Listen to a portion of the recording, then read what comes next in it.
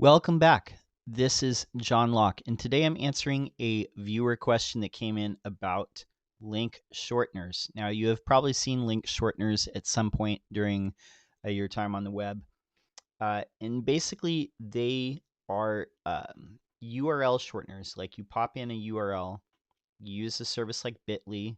Google used to have a link shortener. Owly was another one.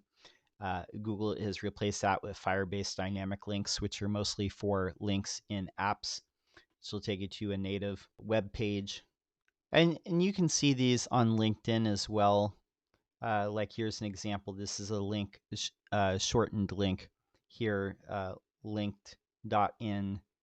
And these go to the page. In this case, this goes to a YouTube video that I made. But that's basically how link shorteners work.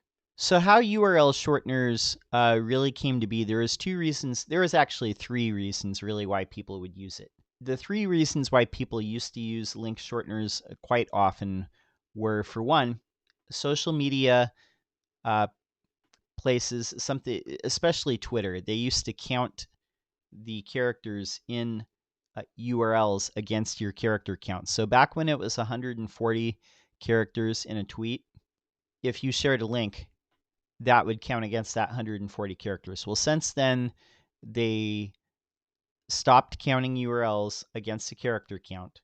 So the need for link shorteners really went away. Like these are examples of shortened links. But these are branded, and we'll get to that in a second. But that went away. And then also Twitter expanded the character count, except for a small handful of countries, to 280 characters. So that took away one reason why people would use link shorteners. But the other reason really is to have branded links like these. And you can see that these are basically branded links. Now, I can't remember how this works exactly because I never used branded links, and I barely used link shorteners. I did use them for like a little while, but not for very long. I think that you have to own these domain names, or you have to purchase these in order to have these weird little branded links. And so you have to buy the domains. A lot of these are country specific. These things like the .st, .pn, .sh, those are for specific countries. So you can't just make stuff up. So you do have to own those domain names. But you could redirect it to your main site. So that's one reason why people would use those as well, is just add a little bit more branding to the links.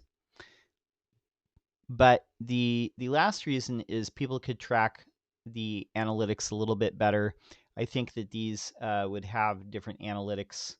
Like I said, it's been a long time since I actually looked at these, but I do believe that they have their own analytics suites, most of these. So you could also analyze who's clicking them from what social channel or what referral channel you're sharing them from. I believe that you could share so many for free the way that this used to work a long time ago, and I have no idea how this works now, but you could share so many for free. But if you wanted a branded URL or a branded shortened links, then you would have to pay each month. Or if you wanted to have unlimited sharing, you'd have to pay each month. But the question that a lot of people ask is, is there any SEO benefit? Is there any SEO detriment to using link shorteners? Specifically, do link shorteners hurt SEO? Now, some of these articles that I'm going to be looking at are a little older. Like I said, link shorteners are not as popular as they once were. People still use them though. But they are basically 301 redirects. Because you own these custom domains, you're basically sending people to a link on your own website from these. So it is a 301 redirect. Now, people used to say you would lose some of the link equity, but Google pretty much since that time has said that 301 redirects don't drop any of the link juice or the PageRank or the link equity, or however you want to say it. The link voting power does not drop the way that it is, though If you have a big, long link redirect chain, you can't go more than 6 hops. That part is still true about 301 redirects. But anyway, let's look at this one old video. And this is, mind you, this is from 2011. This is Matt Cutts, who was head of the Google Web Spam team at that time. He said, this question was about, do URL shorteners pass anchor text? So if you had a link shortened link, I'm guessing in a hyperlink, would that pass anchor text? And basically the answer is yes. We have a question today from Chris Burns in Florida. Chris asks, since Google is now using Twitter and Facebook links as ranking symbols, or signals, I guess is what the intent was, will custom URL shorteners be looked at as providing anchor text for links? So custom URL shorteners are essentially just like any other redirects. If we try to crawl a page and we see a 301 or permanent redirect, which pretty much all well-behaved URL shorteners like bit.ly or goo.gl will do, if we see that 301, then that will pass PageRank to the final destination. So in general, there really shouldn't be any harm to using custom URL shorteners in your SEO. So he's saying that even back in 2011, it would pass all the PageRank to that via a 301. Now, this question was specifically about anchor text. So the anchor text of the link would basically be the URL. So these types of URLs would be the actual anchor text in most cases. If you're sharing that on social. There's something that he says here. Will flow through, the anchor text will flow through, and so I wouldn't necessarily worry about that at all. Now, just to let you know, if you look at, for example, Twitter's web pages, many of those links have a no-follow link. So those links that are on the web page might not necessarily flow PageRank, but we might be able to find out about those links through.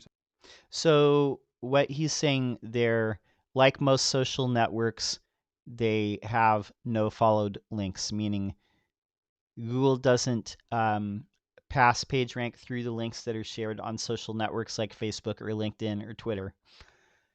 So those are no followed. But go back to our video on no follow links. They are still a signal, and they do have deals with certain social networks at various times. Now and mind you, Google does not lean as heavily on social signals as it once did, because they have to have these deals in place to get a fire hose to the whole a database of information that's coming through the timelines. Like Twitter, they have a deal, and I believe at Pinterest they have a deal. Now Facebook, I think they just regularly crawl certain pages, but they don't have access to the full fire hose of information. Other way, maybe a data feed or something like that. But just URL shorteners, as far as how they relate to SEO, are not necessarily a problem at all. The vast majority of well-behaved URL shorteners have good uptime and also pass PageRank and anchor text because they use a 301 redirect. So basically what he's saying is it's just like using a regular link, except perhaps you're having a different anchor text in that. So the one detriment that I would say with link shorteners is some people might not click on those because they don't know where it's going to lead. If they are not familiar with your brand, if you're not using a branded link, if your brand is unfamiliar, it can lead to spamming and endless redirections. Some spammers have used these in the past to send people to weird places because you cannot see where you're actually going. So that is something to be aware of. But they do pass any link equity or link voting power PageRank. So there's one last reason too that you might want to use a shortened link. They can work on print campaigns. I don't know how many people type in URLs from a printed page, but if you want to have something short and memorable, that might be something that you can do, replacing original URLs with something shorter. That might be okay. And here's another reason why people might use these two from 2016. They hide UTM parameters. So you can track different campaigns like that, but the link shorteners will hide UTM parameters. So link shorteners, they're not an advantage or disadvantage to SEO. They pass PageRank, they pass anchor text. If you're sharing on social, they can hide UTM parameters. So if you're tracking certain campaigns using parameters, they can't hide that. You can have branded links if you own the domain name, the custom domain that you're link shortening. But aside from that, there's really no inherent benefit or disadvantage. The one thing is, like, people can't see the URL that they're clicking on, so if they're unfamiliar with your brand, they might not click on it. That's really the nuts and bolts of link shorteners. My name's John Locke. My business is Lockdown Design, and I'm here every single day making videos on SEO, as you can see.